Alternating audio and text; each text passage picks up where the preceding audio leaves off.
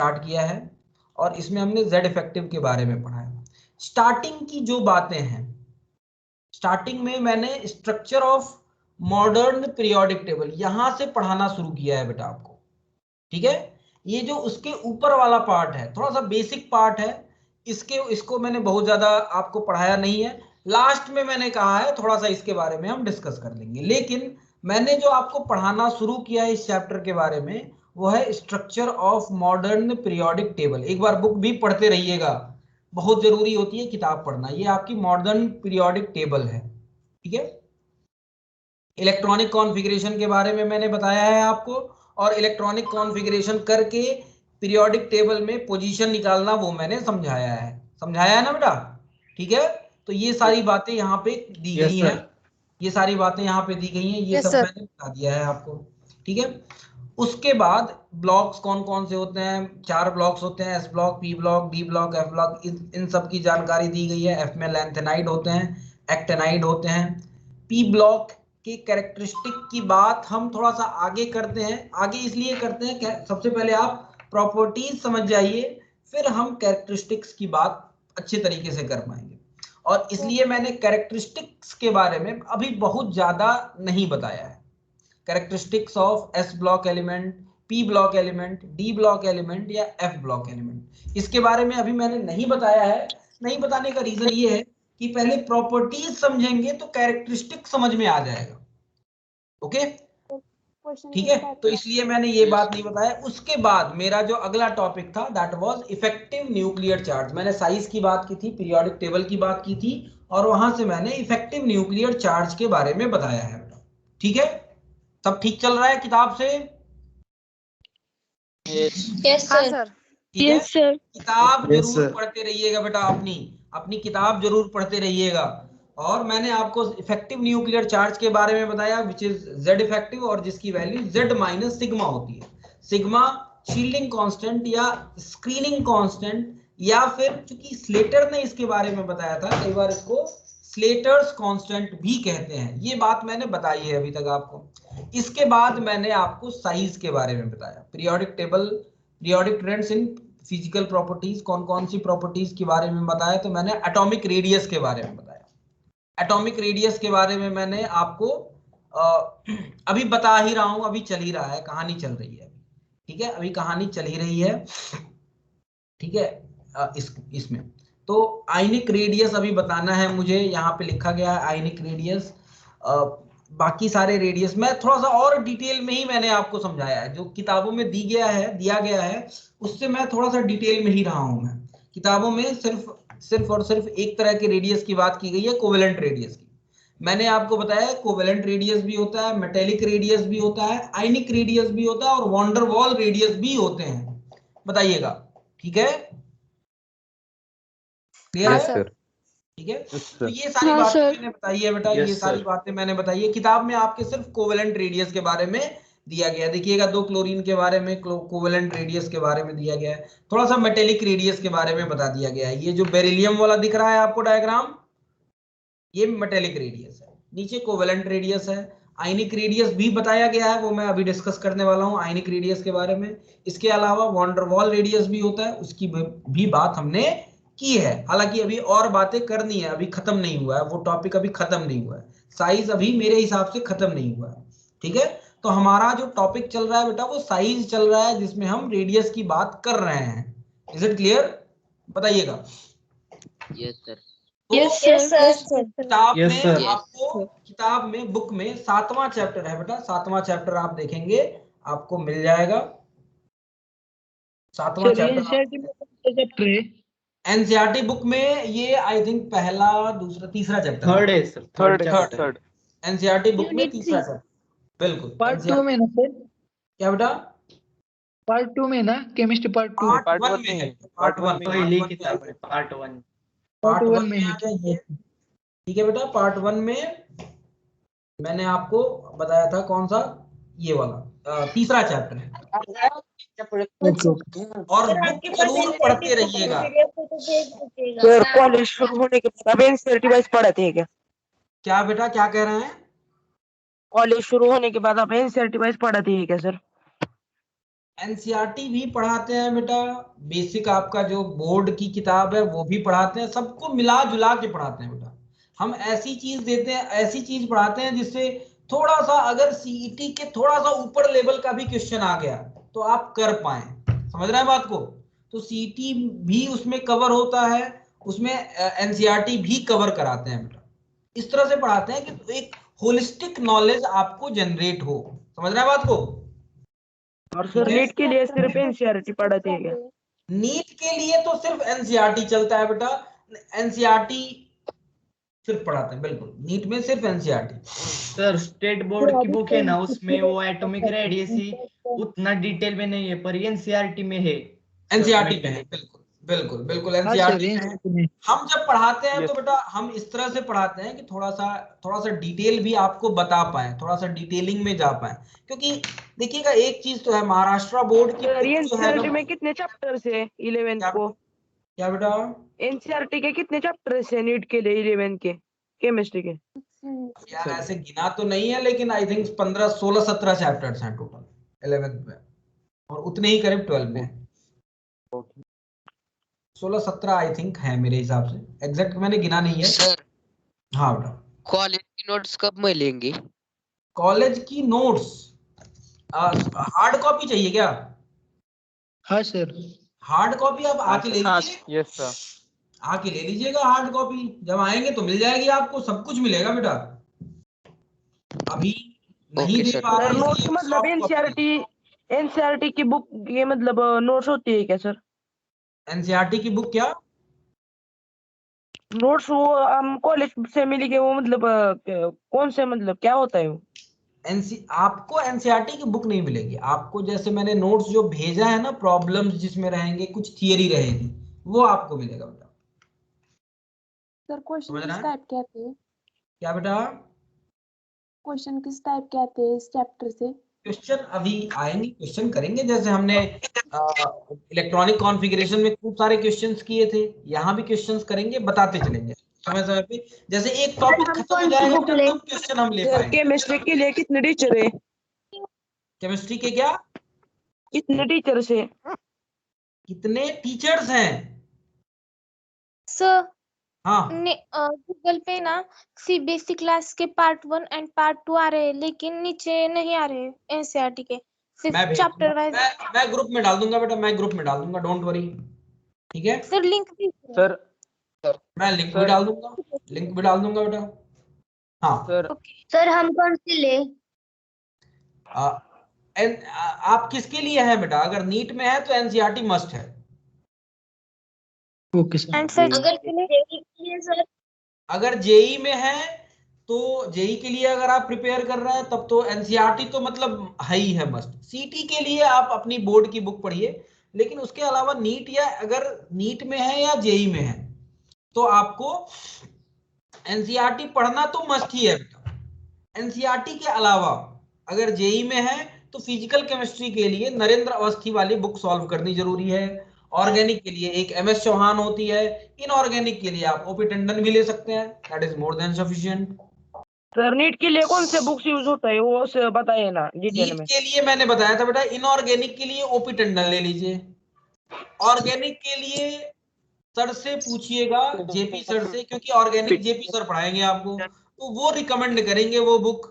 Physical मैं पढ़ाऊंगा, तो फिजिकल के लिए आप फिजिकल के लिए ओपी टंडन भी ले सकते हैं, अच्छी किताब है, ओपी टंडन भी ले सकते हैं। और इसके अलावा भी एक आध किताबें हैं, जैसे नरेंद्र अवस्थी भी आती है, लेकिन नरेंद्र अवस्थी थोड़ी सर सी। फिजिकल केमिस्ट्री कौन पढ़ाता है? फिजिकल केमिस्ट्री मैं ही पढ़ाऊंगा बेटा आप लोगों को। सर हमारे पास ये एमटीजी है। एमटीजी है ना, बहुत बढ़िया है, सही है, एमटीजी इज गुड। सर मेरे पास एनसीईआरटी बुक्स है तो अभी स्टेट बोर्ड की बुक्स लूं? आप कौन से बैच में है बेटा? नीट में है या सीईटी के लिए है? JEE JEE. जेई के लिए जरूरत बिल्कुल नहीं है, बिल्कुल जरूरत नहीं है बेटा। सर तो नीट के लिए एनसीईआरटी स्टेट बोर्ड की काफी बुक है ना? लेना जरूरी है क्या? नीट के लिए तो नहीं सर जरूरी है बेटा, नीट के तो लिए सर बिल्कुल स्टेट जरूरी बोर्ड का नहीं बुक है। सर बोर्ड की एनसीईआरटी बुक तभी बुक्स लीजिए जब आप सीटी के लिए जा रहे हो। अगर सीटी के लिए आपका टारगेट सीटी है तब बोर्ड की बुक रखिए, अदरवाइज सर मैं सीईटी एंड जेईई दोनों के लिए क्या बेटा? State board sir CET and JEE दोनों के लिए कौन सी ले? सीईटी और जेई के लिए, अगर जेई अगर आप जोड़ रहे हैं बेटा अपने में, जेई के लिए आप जाना चाहते हैं देन एनसीईआरटी, सीईटी पढ़ना चाहते हैं तो बोर्ड, और अगर दोनों रखना, दोनों करना है आपको, दोनों में जाना है तो दोनों की किताब होनी चाहिए। सर आपके एमटीजी है पास तो दोनों ओपी किताबें, टंडन लेना पड़ेगा। क्या क्या बेटा? एमटीजी है तो ओपी टंडन जरूरत नहीं है, लेना बिल्कुल जरूरत पड़ेगा। नहीं है, बिल्कुल जरूरत नहीं है बेटा, बिल्कुल जरूरत नहीं है। सर एक किताब नीट के एग्जाम के लिए ज्यादा से ज्यादा क्वेश्चन मतलब कौन से बुक से आते हैं? नीट में एनसीईआरटी से आते हैं बेटा। और सर सर एमसीक्यू हमें जो हम प्रिंटेड बुक लेंगे नोट्स वहां कब से भी आते मिलेंगे? हैं ना? वहां से भी आते हैं, बिल्कुल आते हैं, बिल्कुल। और सर सर हमें ज्यादा से प्रिंटेड ज्यादा नोट्स क्वेश्चन कब थ्योरी के होते हैं ना? क्या क्या बेटा, क्या कह रहे हैं? नीट में ज्यादा से क्वेश्चन केमिस्ट्री के थ्योरी के होते हैं ना? थियरी के ही होते हैं, न्यूमेरिकल भी होते हैं बेटा, तीनों में डिवाइडेड होता है, 15 physical, 15 organic, 15 inorganic. Sir exam के हमें लिए आप प्रिंटेड नोट्स कब मिलेंगे? एक मिनट बेटा, एक मिनट। हाँ अब बोलिए, क्या कह रहे हैं? कॉलेज कब स्टार्ट होगा? सर हाँ हाँ बोलिए बेटा। सर केवीपीवाई कब मिलेंगे? भेजेंगे। कोई एक बोले, कोई एक बोले, मुझे सुनाई नहीं दे रहा है बेटा। सर कॉलेज कब स्टार्ट होगा? कॉलेज बेटा देखिए सितंबर में 1 या 15 के बाद ही पॉसिबिलिटी है। अभी केसेस कितने आ रहे हैं कराड में, किसी को आइडिया?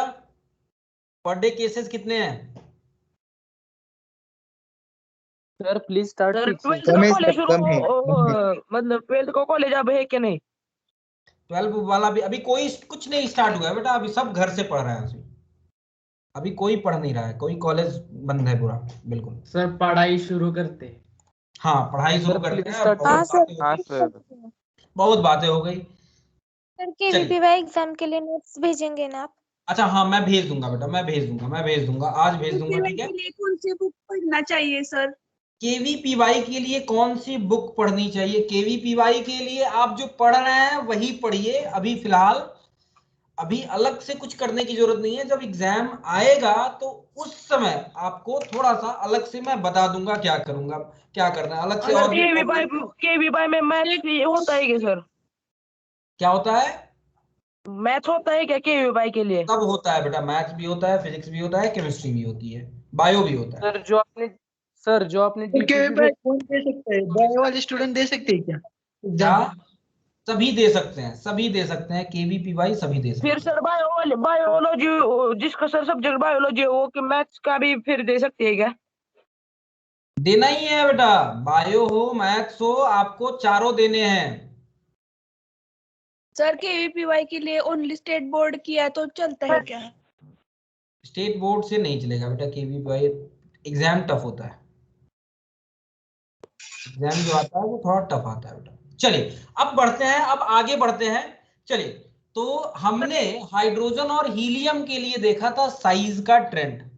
नियम से लेफ्ट टू राइट चलने पे साइज हमने कहा था डिक्रीज होना चाहिए, लेकिन हीलियम के लिए बढ़ जाता है। बढ़ने का रीजन क्या है? बढ़ने का रीजन है ये है कि हीलियम के लिए हम कोवेलेंट रेडियस तो निकालते ही नहीं है, वॉन वॉल रेडियस निकालते हैं जो कि काफी बड़ा होता है। दूसरे पीरियड 2 में जरा हम बातें कर दें, P2 में बातें कर दें, P2 की बात जरा कर ले भाई। P2 में कौन कौन से एलिमेंट है पीरियड 2 में? बताएगा कोई पीरियड 2 में कौन कौन से एलिमेंट है? लिथियम है, lithium, beryllium, boron, carbon, beryllium, sir आप कौन सा बोरॉन, चैप्टर सिखा रहे हैं? Nitrogen, oxygen, carbon, nitrogen, neon. Oxygen. ठीक है। अब जरा हमें Yes, sir. बताइए साइज का क्या ऑर्डर होगा? साइज का क्या ऑर्डर होगा? सर ये कौन सा चैप्टर है? लेफ्ट टू राइट चलने पे आप जानते हैं सर ये साइज। कौन सा चैप्टर है? अरे यार पीरियोडिक टेबल चल रहा है क्या? नए आए हैं क्या बेटा आप? नए आए हैं क्यों बेटा? नहीं सर वो बुक देखा वो स्क्रीन पर इसलिए मैंने पूछा। अच्छा बुक है क्या स्क्रीन पे? अरे बाप रे बाप, यस सर बुक दिख रहा है। अरे बाप रे बाप। Yes sir. इसलिए मैंने पूछा सर। अच्छा मैं शेयर करना भूल गया, सॉरी सॉरी, मैंने यहाँ पे लिखा है पीरियोडिक टेबल में सेकेंड पीरियड में lithium, beryllium, boron, carbon, nitrogen, oxygen, fluorine और नियॉन होता है। लेफ्ट टू राइट चलने पे साइज डिक्रीज होता है, आप जानते हैं कि नहीं जानते हैं? हाँ सर। तो अब हमें बता दीजिए, आप लोग। अब देखिएगा जरा, मैं ही बताता हूँ, आप लोग मत बताइए, मैं ही बताता हूँ। लेफ्ट टू राइट चलने पे साइज आप जानते हैं डिक्रीज होता है, यानी कि लिथियम का साइज सबसे बड़ा होगा, then beryllium, then boron, then carbon, then nitrogen, then oxygen, then neon आना चाहिए। लेकिन मैंने आपको बताया था, पहले भी बताया था, गलती मत कीजिएगा, किसी भी पीरियड में जो नोबल गैस का साइज होता है वो सबसे बड़ा होता है, ठीक है? तो नियॉन का साइज बिगेस्ट होता है, बिगेस्ट। यानी कि अगर ऑर्डर की बात करेंगे, अगर हम साइज के ऑर्डर की बात करेंगे तो नियॉन का साइज बेटा सबसे ज्यादा होगा, then lithium, then beryllium, then boron, then carbon, nitrogen, oxygen and then fluorine. किसी को कोई समस्या हो तो बैच के लेक्चर्स कब शुरू होंगे? क्या बेटा? फिफ्थ बैच के लेक्चर कब शुरू होंगे? अरे यार शुरू हो जाएंगे, जल्दी हो जाएंगे, अब जब हो जाएंगे तो हो ही जाएंगे। ये बताइए समझ में आया कि नहीं? आ जाएंगे बेटा, हो जाएंगे, हो जाएंगे। Yes sir, all clear, all clear. मैं पढ़ाने की कोशिश कर रहा हूँ, आप लोग दूसरी जगह उलझा रहे हैं। ध्यान दीजिए, इधर ध्यान दीजिए, छोड़िए, जो होगा सो होगा, जो नहीं होगा वो नहीं होगा। डिसेबल कीजिए। हाँ सर, ऑल माइक डिसेबल कीजिए। एक मिनट, हाँ सर, माइक डिसेबल कर दीजिए। Just a minute. हाँ सर, और पढ़ाने के बाद चैट करते हैं। हाँ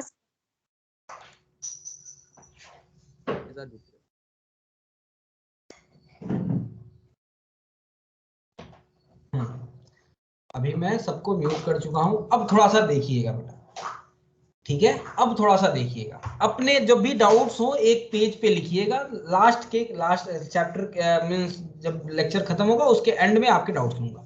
तो चलिए, नियॉन का साइज मैंने बताया था सबसे ज्यादा होता है, सबसे ज्यादा होता है किसी भी पीरियड में नोबल गैस का साइज सबसे ज्यादा होता है। रीजन उसका ये होता है, मैंने बताया था, उसके लिए वॉन डेर वाल रेडियस निकालते हैं, तो नियॉन का साइज सबसे बड़ा होगा, उसके बाद लेफ्ट टू राइट चलने पे साइज डिक्रीज होता है। ऐसे ही अगर हम थर्ड पीरियड की बात करें, P3 की बात करें, थर्ड पीरियड के एलिमेंट्स की बात करें, अगर थर्ड पीरियड के एलिमेंट, तो थर्ड पीरियड में एलिमेंट्स कौन कौन होते हैं? सोडियम होता है, मैग्नीशियम होता है, उसके बाद एल्यूमिनियम होता है, सिलिकॉन होता है, उसके बाद फॉस्फोरस, उसके बाद सल्फर, उसके बाद क्लोरीन और उसके बाद हीलियम, नियॉन, आर्गन होता है। ये कहानी होती है बेटा, ठीक है? थर्ड पीरियड में अगर चले तो ये कहानी होती है। लेफ्ट टू राइट चलने पे आपने पढ़ा है साइज डिक्रीज होता है, साइज डिक्रीज होता है, यानी कि सोडियम का साइज सबसे बड़ा होगा, then magnesium, then aluminium, silicon, phosphorus, sulphur, not argon. Argon के लिए बेटा वॉन डेर वाल रेडियस निकालते हैं और वॉन डेर वाल रेडियस सबसे ज्यादा होता है, एंड दैट्स वाई अगर हम साइज की बात करेंगे आर्गन का साइज सबसे बड़ा होगा, then sodium, then magnesium, then aluminium, then silicon, phosphorus, sulphur and then chlorine. This would be the order. बताइए यहां तक आई होप सबको समझ में आ गई होगा, ठीक है? ये थर्ड पीरियड की बात थी। अच्छा, अब थोड़ा सा ग्रुप में बात कर लें, ग्रुप फर्स्ट की बात कर लें जरा, ग्रुप वन के एलिमेंट्स की बात करें। ग्रुप वन में कौन कौन से एलिमेंट आते हैं? ग्रुप वन में हाइड्रोजन को नहीं लेते हैं, हाइड्रोजन को ग्रुप वन में नहीं लेते हैं। तो लिथियम होता है, सोडियम होता है, पोटेशियम होता है, रुबीडियम होता है, हेलिना की रब से फरियाद, हेलिना की रब से फरियाद, ये होती है बेटा। हाइड्रोजन मत लीजिए, हाइड्रोजन की पोजीशन फिक्स नहीं होती। Lithium, sodium, potassium, rubidium, caesium और फ्रांशियम, ये होता है। और आप जानते हैं ऊपर से नीचे चलने पे Z इफेक्टिव कांस्टेंट रहता है, नंबर ऑफ शेल्स बढ़ते हैं, और इन दोनों की वजह से ऊपर से नीचे चलने पे साइज बढ़ता है, without any kind of exception, बिना कुछ उसके हम सीधे सीधे कह सकते हैं फ्रेंशियम का साइज, यानी कि ऊपर से नीचे चलने पे साइज बढ़ेगा। ऊपर से नीचे चलने पे साइज क्या होता है बेटा, इंक्रीज होता है। ऊपर से नीचे चलने पे साइज बढ़ता है, ये कहानी होती है। लिथियम का साइज सबसे छोटा होता है।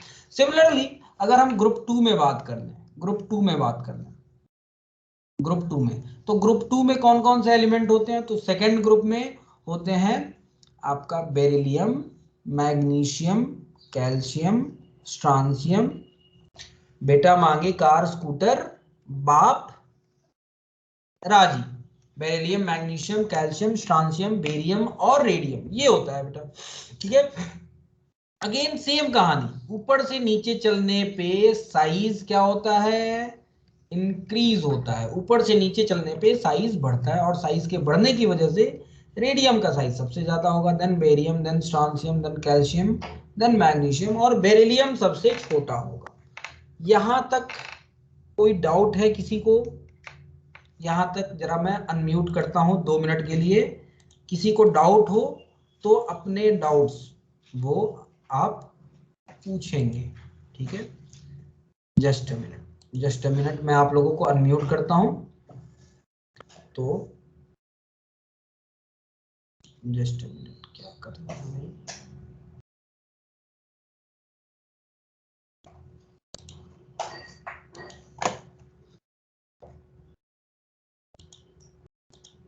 हाँ मैं अनम्यूट कर रहा हूं। यहां तक किसी को कोई समस्या हो तो बोल दीजिए। किसी को समस्या हो वही बोलेगा, समस्या होगा जेड इफेक्टिव जेड इफेक्टिव के बारे में कोई कुछ कह रहा है। हाँ sir, Z effective down the group constant क्यों होगा? ये तो बेटा मैंने नहीं बताया है, ये बताया नहीं है, और ये आपके सिलेबस में भी नहीं है बेटा, ये सिलेबस में नहीं है। इसको एक्चुअली निकालने के लिए एक रूल होता है, that rule is known as Slater's rule, जो कि आपके सिलेबस में नहीं है। तो मैंने जब सिलेबस में नहीं है, उससे क्वेश्चंस नहीं पूछे जाते हैं, इसलिए आपको पढ़ाया भी नहीं है मैंने, इसलिए भी मैंने उसको थोड़ा सा स्किप कर दिया, जरूरत नहीं है उसकी, इसलिए जानने की जरूरत नहीं है। ठीक है, सिर्फ 11th में नहीं है या 12th में भी नहीं होगा? 12 में भी नहीं है, कहीं नहीं है बेटा, पूरे 11 12 में कहीं नहीं है। Okay okay okay sir. और बोलिए, और किसी को डाउट हो वो बस बोलेगा। चलिए, किसी को कोई डाउट नहीं है? No doubt. बिल्कुल, वेरी गुड, बहुत बढ़िया बहुत बढ़िया। आप लोग यार वैसे ही, मतलब मैं क्या बताऊं, आप लोगों को पढ़ा के ही मुझे मजा आता है, क्योंकि आप लोग हैं ही हैं इतने बढ़िया। चलिए, कुछ एक्सेप्शंस होते हैं बेटा, कुछ एक्सेप्शंस होते हैं, तो थोड़ा सा उन एक्सेप्शंस को कई बार हमें जानना जरूरी होता है। ठीक है, सीटी में तो कई बार नहीं पूछे जाते हैं, लेकिन नीट में और जेई में पूछे जाते हैं, तो इसलिए कुछ एक्सेप्शंस की बात हमें करनी जरूरी है। तो थोड़ा सा एक्सेप्शन ले लें हम, एक्सेप्शन की बात करें।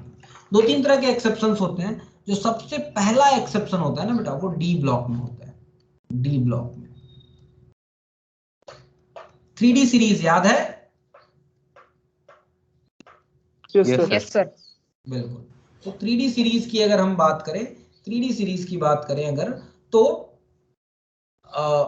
3D सीरीज की अगर मैं बात करूं, तो 3D सीरीज में होता है SCTI VCrMn, iron cobalt nickel copper zinc. SCTI VCrMn, iron cobalt nickel copper, और लास्ट में आता है जिंक।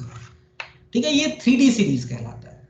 अभी आपने पढ़ा है कि लेफ्ट टू राइट चलने पे साइज क्या होता है, लेफ्ट टू राइट चलने पे साइज डिक्रीज होता है। ठीक है, लेफ्ट टू राइट चलने पे साइज डिक्रीज होता है, यानी कि जो अगर एक्सपेक्ट करेंगे तो आप ये एक्सपेक्ट करेंगे स्कैंडियम का साइज सबसे बड़ा होगा, then titanium, then vanadium, chromium, manganese, iron, cobalt, nickel, copper, zinc. ये एक्सपेक्ट करेंगे आप, ये एक्सपेक्टेड है बेटा, जो कि आपने जनरल रूल पढ़ा है, लेकिन एक्चुअली ऐसा नहीं होता है। एक्चुअली ऐसा नहीं होता है। क्या होता है, क्या होता है, चलो जरा देख लें। स्कैंडियम से वेनेडियम तक, ठीक है, स्कैंडियम से वेनेडियम तक, यहां पे अगर देखें तो जो हम एक्सपेक्ट करते हैं वो वैसा होता है, यानी कि यहां से यहां चलने पे साइज डिक्रीज होती है, ठीक है, साइज डिक्रीज होता है।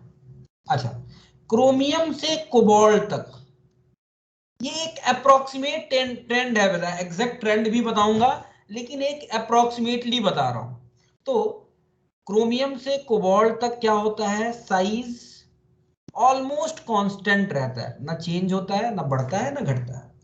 जबकि अगर निकेल कॉपर जिंक की बात करें तो इनमें साइज बढ़ने लगता है, यानी कि पहले घट रहा है, कांस्टेंट है, फिर बढ़ रहा है। यानी कि अगर मैं इसी चीज को एक ग्राफ के थ्रू समझाने की कोशिश करूं, इसी चीज को मैं एक कर्व के थ्रू समझाने की कोशिश करूं,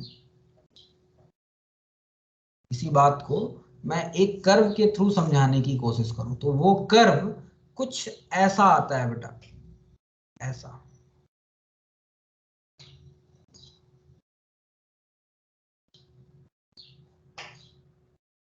कुछ ऐसा आता है, यानी कि सबसे पहले साइज डिक्रीज होता है, एक डिक्रीज वाला ट्रेंड है, एक कांस्टेंट वाला ट्रेंड है और एक इंक्रीज वाला ट्रेंड है। दिख रहा है सबको? तीन तरह के ट्रेंड है बेटा। यानी कि यहाँ पे आपका, यहाँ पे अगर आएंगे तो ये स्कैंडियम है और ये आपका जिंक है, बीच में सारे एलिमेंट्स हैं। तो स्कैंडियम से जिंक तक जाएंगे तो ट्रेंड ऐसा होगा, ऐसा कुछ ट्रेंड मिलता है। एससी लिख दीजिए, लिख देता हूं मैं, एससी, ये एससी है, ये जिंक है, बीच में सारे एलिमेंट्स लिख लीजिए, SC, TI, V, CR, MN, iron, cobalt, nickel, copper और zinc. SC, TI, V, CR, MN, iron, cobalt, nickel, copper और जिंक, ये होता है। पहले डिक्रीज होता है, कांस्टेंट रहता है बीच में ऑलमोस्ट, और फिर लास्ट में बढ़ता है। ऐसा होता क्यों है जरा ये समझिएगा। हर एक एक्सेप्शन के पीछे एक रीजन होता है बेटा, हर एक एक्सेप्शन के पीछे एक रीजन होता है। तो इसका रीजन क्या है? रीजन ये है कि देखिएगा, शुरू के में तो नॉर्मल ट्रेंड है, शुरू में तो कोई समस्या नहीं है। जो आपने पढ़ा है कि Z effective left to right चलने पे बढ़ता है, जेड इफेक्टिव के बढ़ने की वजह से साइज डिक्रीज होना चाहिए, वो स्टार्टिंग में तो दिख रहा है, स्टार्टिंग में वो चीज दिख रही है, वो कोई समस्या नहीं है। यहां पे साइज, यहां पे बात करें, इनमें क्रोमियम, मैंगनीज, आयरन और कोबाल्ट में जनरली क्या होता है देखिएगा, जैसे यहां ये डी ब्लॉक के एलिमेंट है मतलब, तो इसमें 10 इलेक्ट्रॉन, डी ब्लॉक में आपने पढ़ा है डी सबसेल में इलेक्ट्रॉन्स होते हैं और 10 इलेक्ट्रॉन्स आते हैं, ठीक है, ये सिचुएशन होती है। इलेक्ट्रॉन्स जब भरते हैं तो 10 भरते हैं, 1 2 3 4 5 6 7 8 9 10, ठीक है, इस तरह से इलेक्ट्रॉन बढ़ते हैं, 10 इलेक्ट्रॉन, इसलिए 10 एलिमेंट दिख रहे हैं आपको। अब होता क्या है कि जैसे जैसे डी में इलेक्ट्रॉन बढ़ते जाते हैं, इलेक्ट्रॉन्स बढ़ते जाते हैं तो उनके बीच में रिपल्सन बढ़ता जाता है, और जब रिपल्सन बढ़ता जाएगा तो वो थोड़ा सा दूर दूर रहने की कोशिश करेंगे, पास में नहीं रहने की कोशिश करेंगे, थोड़ा सा फैलने की कोशिश करेंगे, और जब फैलने की कोशिश करेंगे तो साइज क्या होना चाहिए? बढ़ जाना चाहिए। तो अब दो फैक्टर्स हैं, एक तो जेड इफेक्टिव जिसकी वजह से साइज डिक्रीज होना चाहिए, एक है जेड इफेक्टिव जिसकी वजह से साइज डिक्रीज होना चाहिए, दूसरा है ये नंबर ऑफ इलेक्ट्रॉन्स बढ़ रहे हैं, रिपल्सन बढ़ रहा है जिसकी वजह से साइज बढ़ जाना चाहिए। दोनों फैक्टर एक दूसरे को ऑलमोस्ट नलिफाई करते हैं, और इसलिए क्रोमियम से कोबाल्ट तक ऑलमोस्ट, हालांकि थोड़ा सा ऊपर नीचे होता है, लेकिन ऑलमोस्ट क्रोमियम से कोबाल्ट तक अगर हम कहें तो साइज ऑलमोस्ट कांस्टेंट रहता है, ऑलमोस्ट। एग्जैक्ट मैं ट्रेंड बता दूंगा, उसको याद करने का तरीका भी बता दूंगा, ठीक है, लेकिन ये होता है। बाद में अगर हम बात करें जैसे निकेल, कॉपर और जिंक की बात करें, तो निकेल, कॉपर, जिंक में ये इतने ज्यादा इलेक्ट्रॉन्स आ गए हैं, निकेल में 8 होंगे, कॉपर में 9 डी इलेक्ट्रॉन्स होंगे, जिंक में 10 डी इलेक्ट्रॉन्स होंगे, और 10 डी इलेक्ट्रॉन्स आ जाने की वजह से इनके बीच में रिपल्सन काफी ज्यादा होगा, काफी ज्यादा रिपल्सन होगा, और रिपल्सन की वजह से ये और फैलने की कोशिश करेंगे। तो जो इलेक्ट्रॉन भरने वाला है ना, इलेक्ट्रॉन की वजह से रिपल्सन वाला जो फैक्टर है वो डोमिनेंट हो जाता है, जेड इफेक्टिव वाला फैक्टर उतना डोमिनेंट नहीं रह पाता है, इसकी वजह से साइज बढ़ जाता है। तो निकेल, कॉपर, जिंक में साइज बढ़ जाता है। अब आप कहेंगे कि सर ट्रेंड क्या है, ट्रेंड बताइए। तो ट्रेंड देख लीजिए, ठीक है, स्कूटी में जिंक वैसा बराबर कोई नहीं, स्कूटी में जिंक वैसा बराबर, ये सारे बाकी जो बच गए, 4 जो बच गए वो बराबर होंगे। कौन कौन बच गया? तो क्रोमियम, Mn, आयरन और कॉपर, इन सब का बराबर होगा। यानी कि ट्रेंड कैसा होगा? स्कैंडियम का सबसे बड़ा, फिर टाइटेनियम, फिर जिंक, फिर वेनेडियम, फिर ये कहानी होगी। स्कूटी में जिंक वैसा बराबर कोई नहीं, ये याद करने का इसको तरीका है, याद करने का तरीका है स्कूटी, SCOOTY, स्कूटी में जिंक, ZINK, जिंक वैसा, V का मतलब वैसा, बराबर बराबर कोई नहीं, वैसा बराबर कोई नहीं, स्कूटी में जिंक वैसा बराबर कोई नहीं, ये याद करने का एक तरीका है। ये ट्रेंड एक्चुअल ट्रेंड होता है। हालांकि ये जो बराबर कह रहा हूं ना मैं, इसमें भी बहुत माइन्यूट सा डिफरेंस होता है, लेकिन अब उतना नहीं याद रख पाएंगे, इसलिए हमने बाकी सबको बराबर ऑलमोस्ट इक्वली होते हैं। स्कूटी में जिंक वैसा बराबर कोई नहीं। आप देखिए तो स्कैंडियम, टाइटेनियम, जिंक जो सबसे लास्ट में आना चाहिए था वो इतना बढ़ गया है कि पहले आ गया है, इतना बढ़ गया है वो कि पहले आ गया है। तो स्कूटी में जिंक वैसा, बाकी सारे बराबर कोई नहीं, ये कहानी होती है। इस तरह से सिचुएशन चल रही है बेटा, एक बार फिर से समझ लीजिए। तो ये एक्चुअल ऑर्डर है, this is your actual order, इसकी भी थोड़ी बात कर ले भाई। This is actual order, ACTUAL, actual order, ये एक्चुअल ऑर्डर है बेटा। स्कूटी में जिंक वैसा बराबर कोई नहीं, ठीक है। एक बार फिर से इस बात को समझ लीजिए, एक बार फिर से इस बात को समझिएगा, ठीक है। ये है कि नियम से आप जानते हैं लेफ्ट टू राइट चलने पे साइज डिक्रीज होता है, यानी कि ये एक्सपेक्टेड ऑर्डर है।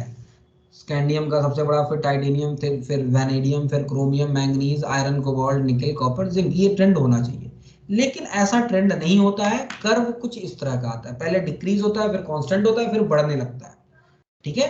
पहले डिक्रीज होता है, कांस्टेंट होता है और फिर बढ़ने लगता है, ये ट्रेंड होता है। अब ये ट्रेंड ऐसा क्यों है? इसके लिए रीजन ये है कि भाई डी में मैक्सिमम 10 इलेक्ट्रॉन्स आ जाते हैं, और वो जब इलेक्ट्रॉन बढ़ते जाएंगे तो उनके बीच में रिपल्सन होगा, और रिपल्सन की वजह से वो दूर दूर जाना चाहेंगे, और इसीलिए इधर से इधर चलने पे एक और फैक्टर, साइज के बढ़ने वाला फैक्टर आ जाता है।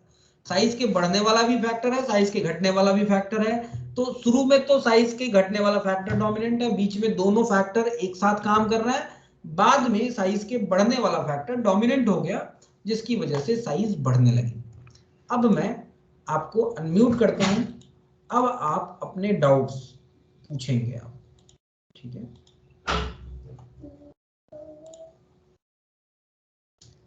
एग्जैक्ट रिपल्शन क्या होता है? क्या बेटा? रिपल्शन होता है मतलब भाई इलेक्ट्रॉन एक ही सबसेल में अगर खूब सारे इलेक्ट्रॉन्स आएंगे तो इलेक्ट्रॉन इलेक्ट्रॉन के बीच में रिपल्सन, रिपल्सन का मतलब क्या होता है? ये रिपल्सन का मतलब एक दूसरे को दूर भगा देना, दूर चाहते हैं चले जाना, दैट इज रिपल्सन। भाई आप एक क्लास में एक बेंच होती है, 3 लोगों की बैठने की जगह है, उसमें 4 लोग बैठ गए तो क्या होगा? रिपल्सन होगा, रिपल्शन होगा। हाँ बिल्कुल। तो इलेक्ट्रॉन्स के आने की वजह से, इलेक्ट्रॉन्स के और आ जाने की वजह से इलेक्ट्रॉन इलेक्ट्रॉन के बीच में रिपल्सन टर्म आने लगता है। रिपल्सन की होने की वजह से वो अब और चाहते हैं दूर दूर हो जाए, यानी कि हम न्यूक्लियस से थोड़े और दूर दूर चले जाएंगे, जिसकी वजह से साइज बढ़ना शुरू हो जाएगा। तो रिपल्सन की वजह से इलेक्ट्रॉन इलेक्ट्रॉन, रिपल्सन की वजह से साइज बढ़ना शुरू हो जाता है। बताइएगा कोई समस्या? इलेक्ट्रॉन इलेक्ट्रॉन और रिपल्शन करते हैं उसे स्क्रीनिंग इफेक्ट कहते हैं ना? नहीं नहीं नहीं, हाँ रिपल्सन करते हैं उसको स्क्रीनिंग इफेक्ट भी कहते हैं, बिल्कुल सही कह रहे हैं, बिल्कुल सही कह रहे हैं, बिल्कुल सही बात है ये। तो अंदर के इलेक्ट्रॉन लेकिन अगर रिपल्सन करते हैं, एक ही सेल के नहीं, ये तो एक ही सेल वाले इलेक्ट्रॉन है ना, अंदर के सेल वाले इलेक्ट्रॉन अगर रिपल्सन करते हैं तो उसको स्क्रीनिंग कहते हैं। दिस इज नॉट स्क्रीनिंग, इसकी वजह से स्क्रीनिंग, इसकी वजह से साइज बढ़ेगा। हाँ बेटा बोलिए। किसी को डाउट? आगे बढ़े? नो डाउट सर, चलिए all clear. Okay okay okay sir हाँ इस पर क्वेश्चन कैसे होते हैं? बेटा क्वेश्चन मैं कराऊंगा, एक बार मैं एटॉमिक साइज पूरा पढ़ा लूंगा जब, तो मैं उस पे क्वेश्चन भी लूंगा, लेकिन पहले मैं सोचता हूँ कि एक बार चीजों को पहले पढ़ लें, हम पूरा एक नॉलेज ले लें, फिर हम उस पे क्वेश्चन करें तो उसके सारे क्वेश्चंस हम कर पाएंगे। तो क्वेश्चन हम करेंगे बेटा, एटॉमिक साइज के अलग से क्वेश्चन करेंगे, अलग सारी प्रॉपर्टीज के लिए अलग अलग से क्वेश्चन करेंगे, लेकिन सबसे पहले अभी फिलहाल इस पे देखते हैं। तो चलिए आगे देखते हैं नेक्स्ट एक्सेप्शन। दूसरा जो एक्सेप्शन होता है सर जेडन की बड़ी होगी ना रेडियस में? क्या क्या बेटा? जेडन की रेडियस बड़ी होगी ना, तो बड़ा तो है, यहाँ पे जिंक लास्ट में था, यहाँ पे पहुंच गया। आप कह रहे हैं सबसे बड़ी हो जाएगी? हाँ। नहीं ऐसा नहीं होता, सबसे बड़ी नहीं होगी। सबसे बड़ी क्यों हो जाएगी? सबसे बड़ी नहीं होगी बेटा। सर जेडन सिलिकॉन छोटा होगा ना? क्या क्या क्या? जेडन लिथियम से सबसे छोटा होगा ना? जिंक होना चाहिए था सबसे छोटा, होना चाहिए था, जिंक को यहाँ पे आना चाहिए था, जिंक को देख रहे हैं ना, जिंक को यहाँ पे आना चाहिए था, लेकिन बड़ा इतना बड़ा हो गया उसका साइज कि वो यहाँ पे आ गया, इसके बीच में आ गया, इतना तो बढ़ गया उसका साइज। वेनेडियम से भी ज्यादा बढ़ गया क्या? वेनेडियम से भी बढ़ गया, स्कैंडियम टाइटेनियम को छोड़ दीजिए, वेनेडियम से भी बढ़ गया। ओके ठीक है, यस सर। ठीक है। Okay sir sir. आपने ऊपर लिखा है कोबाल्ट या पीएमएन का सेम होता है, और नीचे सीयू लिखा है। क्या बेटा? नीचे आपने सीओ लिखा है। हाँ तो सीयू लिखा है और ऊपर सीओ लिखा है सेम में। हाँ सर, सीओ चाहिए शायद। नहीं समझ में आया मुझे। Yes sir. ये सर कॉपर का मतलब बड़ा हो जाएगा ना, कॉपर का इधर आ जाएगा, बड़ा हो जाएगा। सर आपने सेम लिखा है उधर। कहाँ से कॉपर का? ये है कोबाल्ट, कोबाल्ट से भी कॉपर बड़ा हो गया है। कहाँ मैंने इक्वल लिखा है? अपने ऊपर सीयू नहीं लिखा, ऊपर सर पहले लिखा था ना, पहले हाँ। ये यहाँ पे ये मैंने एक्सपेक्टेड ऑर्डर लिखा है ना बेटा, ये एक्सपेक्ट कर रहे थे आप। बीच में सर सेम साइज में sir, last one same size में आपने वो इंक्लूड नहीं किया। सीयू नहीं, सीयू किसको इंक्लूड नहीं किया है?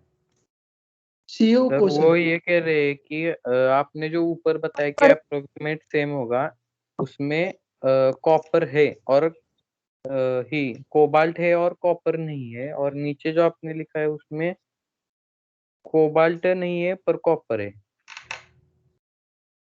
अच्छा ओके ओके ओके, ये कहना चाहते हैं। ओके ओके हाँ। तो इसके लिए बेटा मैंने बताया कि मैंने आपको ये बताया था कि साइज जो यहां से यहां तक कह रहा हूं ऑलमोस्ट कांस्टेंट रहता है, ऑलमोस्ट।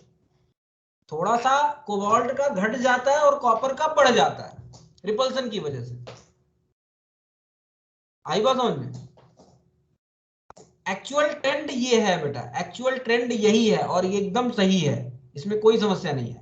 होता ये है कि इनका भाई कुछ तो घटेगा ही ना भाई, ऐसा थोड़ी है कि बिल्कुल नहीं घटेगा,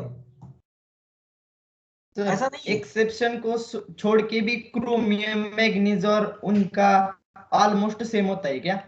ऑलमोस्ट सेम होता है, ऑलमोस्ट सेम, बिल्कुल। जो कि लिखा है chromium manganese iron, chromium manganese और आयरन। कोबाल्ट का थोड़ा सा छोटा हो जाता है, कॉपर का थोड़ा सा बड़ा हो जाता है, तो कॉपर आगे आ जाता है, कोबाल्ट पीछे चला जाता है, ऐसा होता है। Okay sir clear. ठीक है, तो ये कहानी होती है बेटा। इसको याद रखिएगा। स्कूटी में जिंक ZINC होता है कि नहीं होता है? स्कूटी में जिंक वैसा बराबर कोई नहीं। अगर ये आप निमोनिक याद रखते हैं तो इससे आप ट्रेंड डी ब्लॉक में याद कर पाएंगे, कई बार पूछी जाती है चीजें। चलिए आगे ट्रेंड देखते हैं, अगला एक्सेप्शन देखते हैं। पहला एक्सेप्शन हमने देख लिया था, दूसरा एक्सेप्शन जो होता है बड़ा ही इंपॉर्टेंट एक्सेप्शन है, बहुत ही इंपॉर्टेंट, और वो है बोरॉन फैमिली का।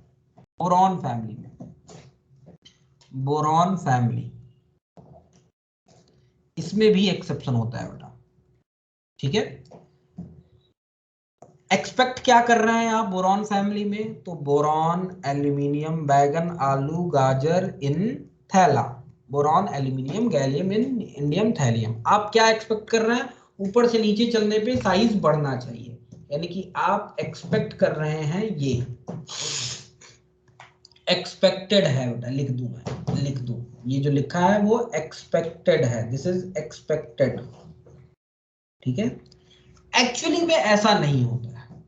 एक्चुअली में क्या क्या समस्याएं होती हैं वो जरा समझ जाइए।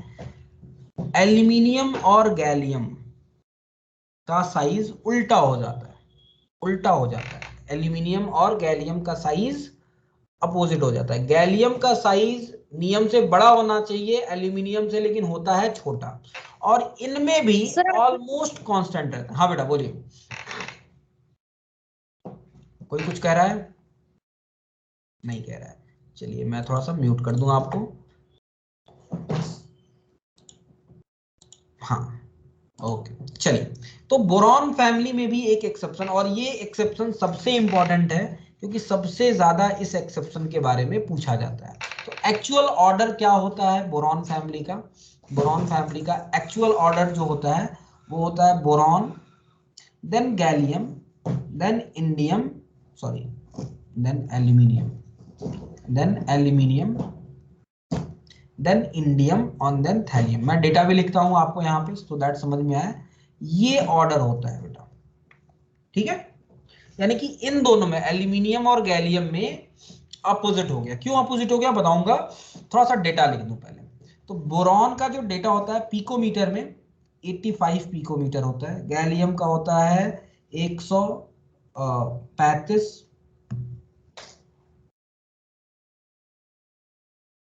143, 167 और लास्ट में 170। इंडियम और थैलियम में भी देखिएगा बेटा साइज ऑलमोस्ट कांस्टेंट ही है। ये पिकोमीटर में है डेटा। एक पिकोमीटर में कितने होते हैं? 1 पिकोमीटर में कितना मीटर? 10⁻⁻12 मीटर, ठीक है, ये पिकोमीटर में होता है। तो बोरॉन में 85 है, गैलियम का 135 है, एल्यूमिनियम का 143 है, इंडियम 167, थैलियम 170, ठीक है। यानी कि इसमें भी जो साइज होती है ऑलमोस्ट कांस्टेंट हो जाती है। क्यों ऑलमोस्ट कांस्टेंट होती है उसके बारे में हम बातें करेंगे, ठीक है। होता क्या है अब जरा समझिएगा, अब जरा समझिएगा। इसको समझने के लिए हमें पीरियोडिक टेबल यहाँ पे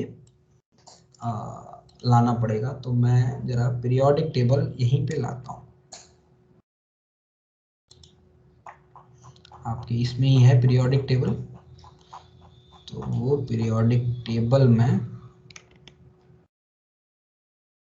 लेता हूं यहां से स्क्रीनशॉट,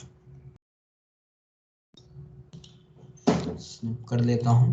पीरियोडिक टेबल जरा लेके आता हूं बेटा, आपकी बुक का ही है ये पीरियोडिक टेबल। चलिए, तो एक ये वाला पीरियोडिक टेबल बेटा,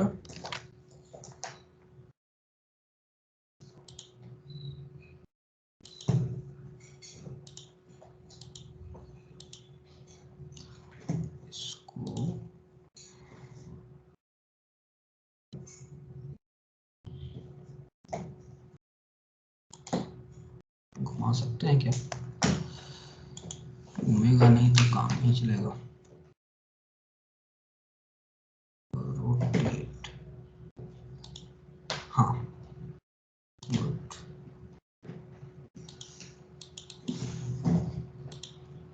just a minute.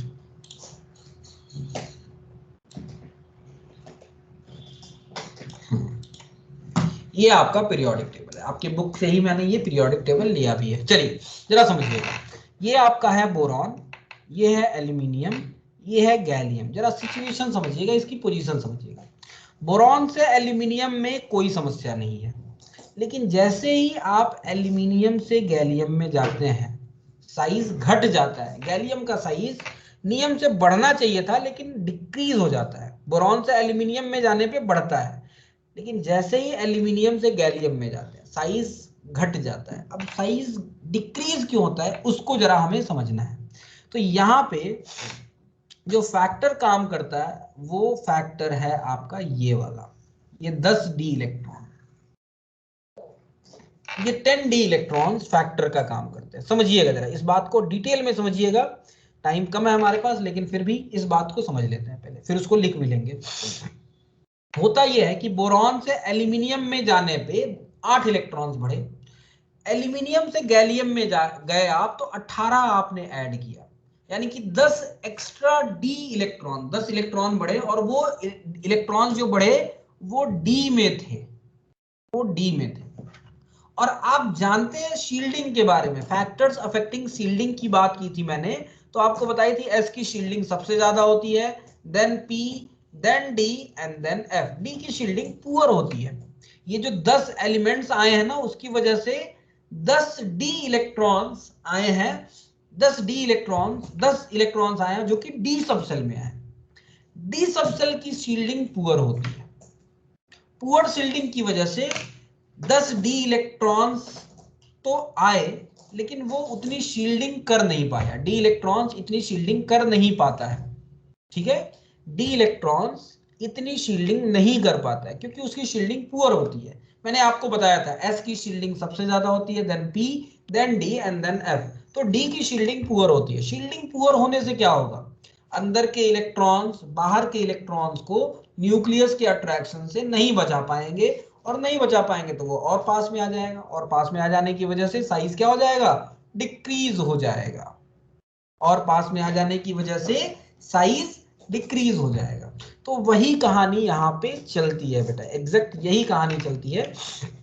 Left to right चलने पे जो 10 जो एक्स्ट्रा डी इलेक्ट्रॉन्स ऐड हुए वो डी सबसेल में ऐड हुए। डी की शील्डिंग पुअर होती है, शील्डिंग के पुअर होने की वजह से साइज अट्रैक्शन बढ़ जाता है। शील्डिंग पुअर होगी, Z इफेक्टिव बराबर Z माइनस सिग्मा होता है। अगर सिग्मा कम होगा, शील्डिंग कम होगी तो Z इफेक्टिव बढ़ जाएगी, अगर ये कम होगा तो ये बढ़ जाएगा, ये बढ़ जाएगा तो साइज क्या हो जाएगा, डिक्रीज हो जाएगा। And this is the reason gallium, boron, aluminium, gallium का साइज Z इफेक्टिव बढ़ जाने की वजह से गैलियम का साइज छोटा हो जाता है।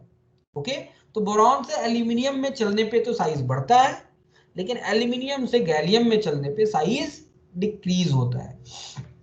This is the reason why the size of gallium is lesser than aluminium. जरा ये बताइएगा, ये बात आपको समझ में आई कि नहीं आई? ये बात आपको समझ में आई कि नहीं भाई? मैं अनम्यूट करता हूँ। सर पीरियोडिक टेबल क्लियर नहीं दिख रहा है। क्या बेटा, क्या नहीं क्लियर दिख रहा है? Periodic table. खैर उससे हमें क्या मतलब है, पीरियोडिक टेबल नहीं दिख रहा है तो कोई बात नहीं है। एलिमेंट दिख तो रहा है ना, मतलब एलिमेंट तो समझ में आ रहा है ना कि वहां पे बोरॉन के बाद एल्यूमिनियम है, एल्यूमिनियम के बाद गैलियम है, इतना तो समझ में आ रहा है ना? यस बस इससे हमारा काम चल जाएगा, इससे काम चल जाएगा। मुझे भी क्लियर दिख रहा था, लेकिन उससे हमें क्या मतलब है, बस ये समझना है कि सर रिपीट करो। एक बार रिपीट करता हूँ, फिर से देखिएगा, बहुत इंपॉर्टेंट है, टाइम हो रहा है लेकिन ध्यान दीजिएगा। बोरॉन से एल्यूमिनियम साइज बढ़ता है, ओके, लेकिन जैसे ही एल्यूमिनियम से गैलियम है, बोरॉन से एल्यूमिनियम में आए तो 8 इलेक्ट्रॉन्स बढ़े थे। बोरॉन का एटॉमिक नंबर होता है कितना, 5, एल्यूमिनियम का होता है 13, 5 में 8 ऐड करेंगे 13 आ जाएगा। लेकिन 13 के बाद अगला जो है 31 है, 31, 18 ऐड किया आपने, यानी कि पहले 8 ऐड हो रहा था, अभी 18 ऐड हुआ है, यानी कि 10 एक्स्ट्रा ऐड हुए हैं इलेक्ट्रॉन। वो 10 एक्स्ट्रा इलेक्ट्रॉन कहां के रहने वाले हैं, डी के हैं। यही तो डी वाले बढ़े हैं ना भाई, यही तो डी वाले बढ़े हैं ना, तो 10 एक्स्ट्रा डी इलेक्ट्रॉन्स बढ़ गए हैं। क्योंकि डी इलेक्ट्रॉन्स की शील्डिंग पुअर होती है, डी इलेक्ट्रॉन्स की शील्डिंग इतनी अच्छी नहीं होती है, इतनी अच्छी शील्डिंग नहीं कर पाता है डी सबसे। डी इलेक्ट्रॉन्स की शील्डिंग पुअर होती है। शील्डिंग के पुअर होने की वजह से सिग्मा की वैल्यू कम हो जाएगी, सिग्मा की वैल्यू कम हो जाएगी तो जेड इफेक्टिव क्या हो जाएगा, बढ़ जाएगा। जेड इफेक्टिव के बढ़ने की वजह से साइज डिक्रीज होता है। तो बोरॉन से एल्यूमिनियम में तो ठीक था, लेकिन जैसे ही एल्यूमिनियम से गैलियम में गए साइज क्या हो गया, डिक्रीज हो गया, because of poor shielding of D electrons. बताइएगा, यहां तक कोई समस्या, कोई डाउट? क्लियर है Clear? सर। चलो, तो आज के लिए हम इतना ही करते हैं। इस बात को हम कल लिखेंगे, इसको थियरी के फॉर्म में लिखेंगे भी। आज के लिए इतना ही करते हैं, टाइम हो गया, अगली क्लास होगी आप लोगों की। Okay sir. ओके, आज के लिए इतना ही करते हैं। मैं सेंड कर देता हूँ। Thank you sir, bye sir. Thank you बेटा, bye everyone, bye everyone, bye bye sir. Nice sir. Bye sir. Thank you sir, thank you बेटा, बाय सर। नोट्स सेंड कीजिए sir. Good. Very good. Bye sir. Bye sir.